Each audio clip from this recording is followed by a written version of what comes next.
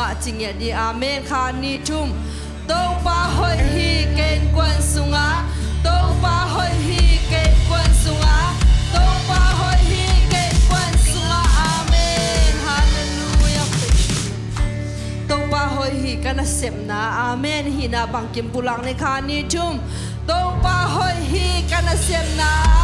to pa hoi hi kana semna to pa hoi hi kana semna amen hallelujah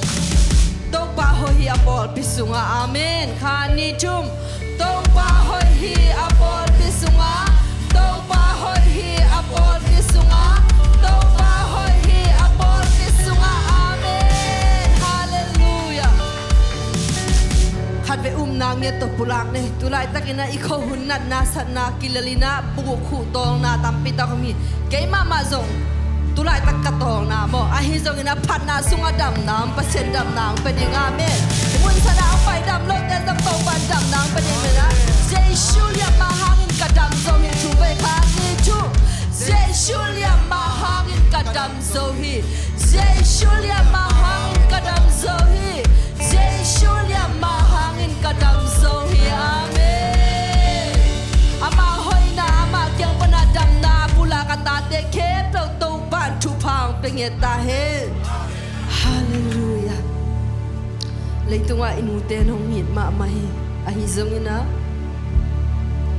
tua sang in na lien zo ipa hong in na he ipang ina lungai khom ti ya hallelujah to van tung ai pa in na leitung van tung te pi chingom lo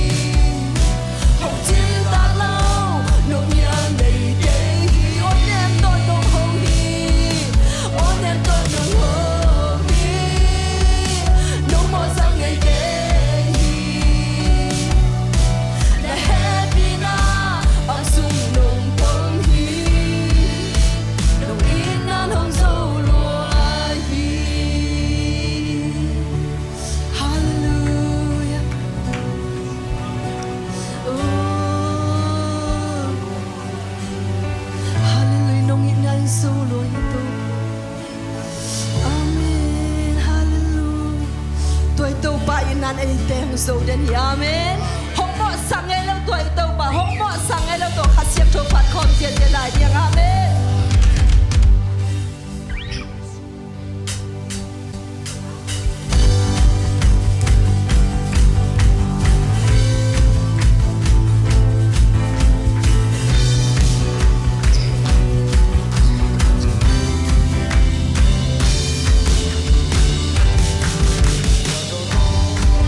เ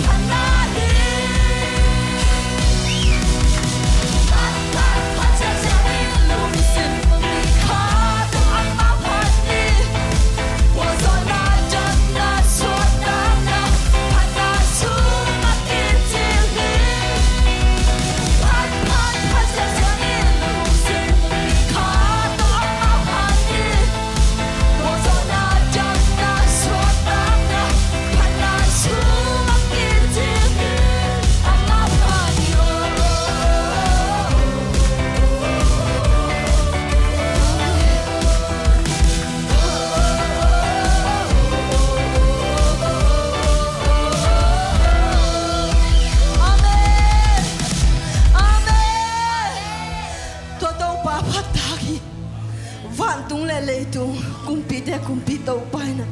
nang le ke ong it pahangin patak palawa om thelo mate toi to pa patai hallelujah uten autte tunina leitung ai pian nai nu te pa to hi nu le pa dham pila hai te ong nu sakin sa te hi sangina nanu nong nu sia i lung leng khong ai nom khayam van tunga lung han nei lai ya tuang nu selo ito papa toy ko pian na lung khamon na kisa bun chiang en hong nu selo to i pa ong ni nge building nei lo na kisa khayam van tung lei tung alien pen pan nang hong in lam phoki hallelujah nang noi ito pa Belim wan jing sao nei lo lam met be kalomite hong tai san son Jesu nong nu se nei lo ya me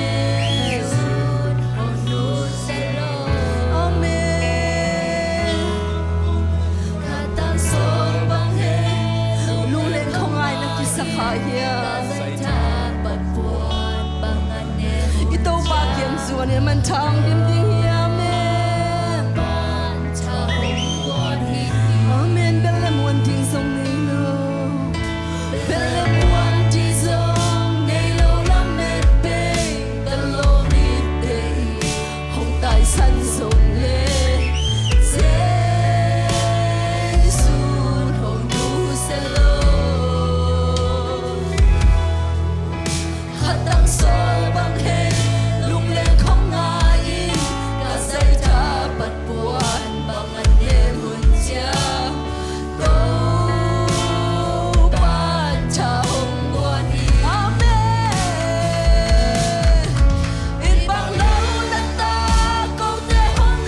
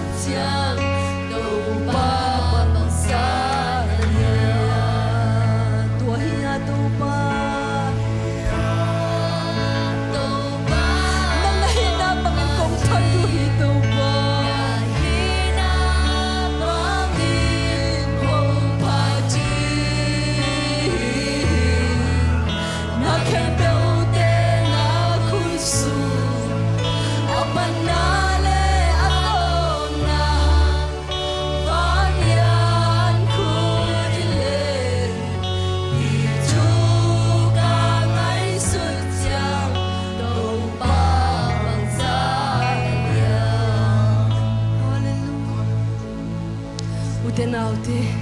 tunia ipat itau pa pataki lian ilung sim kem pe to hilang mal te lungai komin itau pa to alian pasian e te la lo ina pa palo nong che di lo hi le tung bang ma lo tung nga nag kai sakit sunin bisan accident ta sakit amau te ahun sui di hei diam diam hua hi chu ka mai sut ja lupa manzan van tung van nuai mun kem van tung van nuai mun kem bewana na ri tui bi chu sung na ngon azong na ti seri na chu sung na koi sa de jam ta kong sa khi thì chu ka mai sut ja to pa san wahia to pa wahia to pa kong pa chi na ina bang ni kong pa ni na ke pyo te na kusu apat na le ato na palian pule hi chu ka ngai sun chiang to pa bang san ya patung bahan mai mun kem pa ong pa pasian nang ma kong lian sabui kalung sim ngai sun na nong telwa kapulak kiat ngam lo kalung